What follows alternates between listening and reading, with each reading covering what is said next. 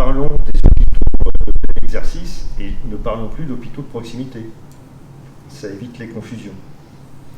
Le plan Buzyn, c'est la transformation de 300 hôpitaux en hôpitaux de proximité. C'est-à-dire que ce n'est plus des hôpitaux. C'est comme tu disais, c'est de la gériatrie. Voilà. Donc maintenant, sur Dinan, ça fait quand même depuis 2019 qu'on se bat. Dans un premier temps, contre la fermeture de la maternité. Ensuite, contre son passage en CPP, centre périnatal de proximité, qui n'est plus une maternité puisqu'il n'y a plus de naissance. Et le transfert sur Saint-Malo, qui évidemment entraîne des difficultés sur Saint-Malo, puisque l'hôpital n'est pas dimensionné pour traiter les nouvelles naissances.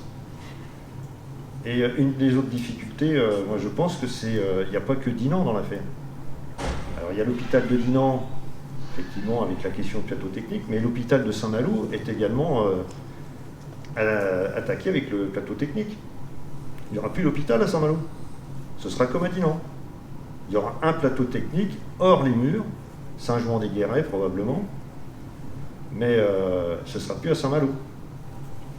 Et alors l'autre difficulté, on a la même chose, pour faire le parallèle, on a la même chose avec l'Oudéac-Pontivy. On a fermé les 2 hôpitaux dans les 2 villes, on a fait un hôpital en plein milieu des champs, et on voit que ça ne fonctionne pas non plus. Donc voilà, ça c'est des vraies difficultés. Maintenant, nous, ça fait quand même depuis 2020, donc on a continué la bataille. 10 000 cartes postales ont été envoyées à l'Élysée, à peu près, je crois. C'est à peu près 10 000, il me semble. Il y avait eu plusieurs milliers de signatures sur la pétition de 2019. Nous, en tant qu'élus, on a fait, dans nos conseils municipaux, on a fait des délibérations. Les dernières datent de quelques mois, où on rappelle que, selon même la définition de secteur de l'ARS, le secteur 6 doit avoir 2 maternités. C'est-à-dire qu'effectivement, ils ne respectent pas même leur propre texte. Et nous, on demande effectivement le maintien de la maternité. C'est là où j'ai un petit désaccord avec toi, Hugo, c'est qu'il y a un moment donné, oui, il y a la sécurité, mais il y a aussi une volonté politique. Et il y a un moment donné, on ne peut pas dire, bah oui, tant pis, on va fermer. Prenons un exemple, la maternité. La direction du centre hospitalier a reçu 17 gynécologues. 17 demandes d'emploi de gynécologues. Pas un seul de bon. Quand il nous a dit ça, parce qu'il c'était dans une conférence des maires, le directeur nous dit ça. À un moment donné, on lui a dit, écoutez, il y a un problème. Vous auditionnez 17 gynécologues, il n'y en a pas un de bon. Alors soit ça veut dire que les études de médecine en France, ça ne vaut plus rien, soit c'est vous qui avez décidé qu'il n'y en aurait aucun de bon. Bon, je pense que tout le monde a compris que c'était la deuxième solution. Et donc lui, non, c'est comme ça, il y en a 17, ils ne sont jamais bons. Quand on a décidé de ne pas recruter, effectivement, c'est simple, il n'y en a jamais un de bon. Mais en fait, on est confronté à ça.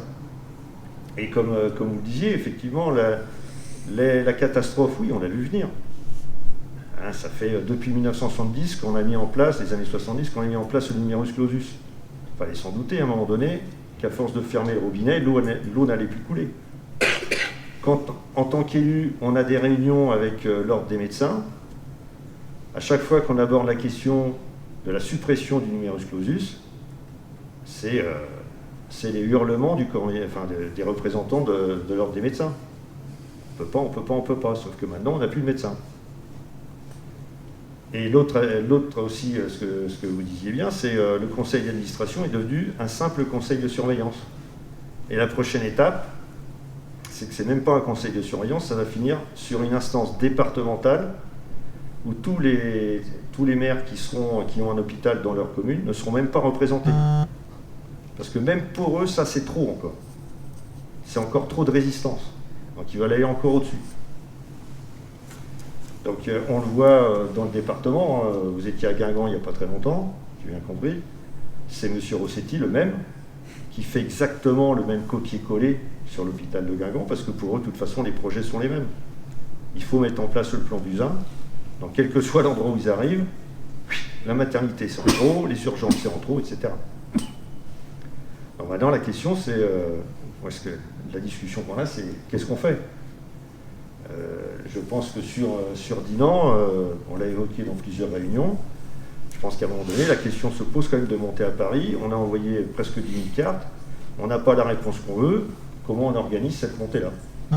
C'est ce genre de choses, à mon avis, qui est maintenant important. Et comment on fait la jonction dans le département, par exemple, avec les autres collectifs sur Guingamp ou autres. Voilà. Je pense qu'effectivement, le but ultime, c'est de supprimer même la présence des élus locaux dans les hôpitaux.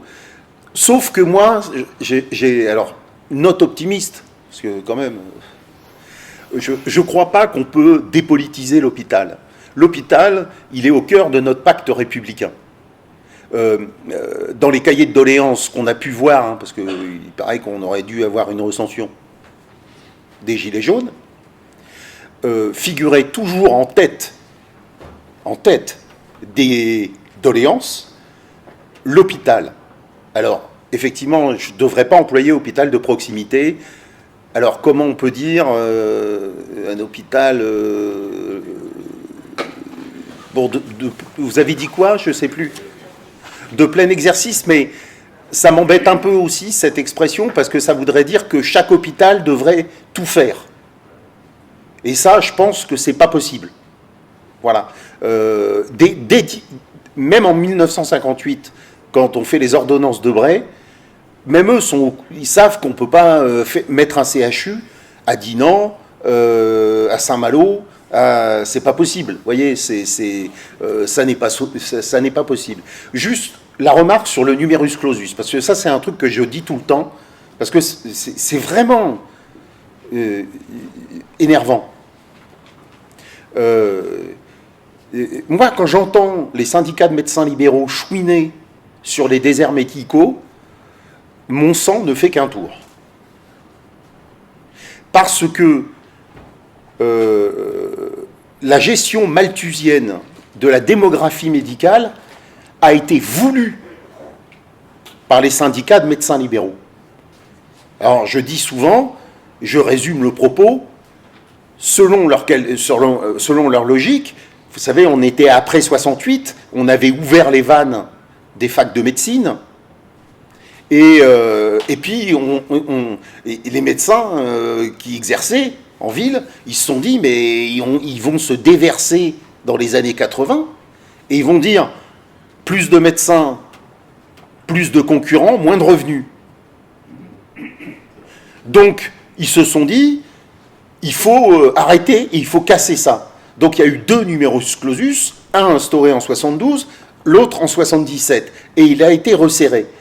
Et là, le ministère des Finances était super content, parce qu'il a dit, moins de médecins, moins de prescripteurs, moins de dépenses. Donc, je dirais, le marasme démographique médical actuel est le résultat d'une cogestion malthusienne de la démographie médicale entre les syndicats de médecins libéraux et le ministère des Finances. Donc, que les médecins ne viennent... Et c'est la raison pour laquelle... Ça y est, je sens que je deviens révolutionnaire, là. Ça y est. C'est la raison pour laquelle, en attendant, il faut revenir sur la liberté d'installation. Alors là, vous dites ça à un médecin, au médecin syndicat de médecins libéraux, vous ne sortez pas vivant. Voilà. C'est-à-dire, vous avez créé le problème, donc maintenant, eh bien, vous allez mouiller le maillot pour le résoudre, au moins temporairement.